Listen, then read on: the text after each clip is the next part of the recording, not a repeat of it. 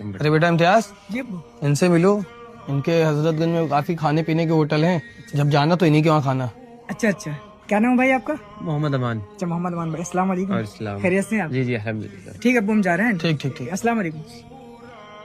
अरे भाई, आपके लड़के का अच्छा तरीका था हमको जलील करने का। क्या मतलब भाई साहब, हम कुछ समझे नहीं। अरे यही आरिफ भाई कि लोग पहले सलाम करते हैं फिर नाम पूछते हैं, लेकिन आपके लड़के ने पहले नाम पूछा फिर हमसे सलाम करा। क्या तरबियत दी आरिफ भाई आपने अपने लड़के को।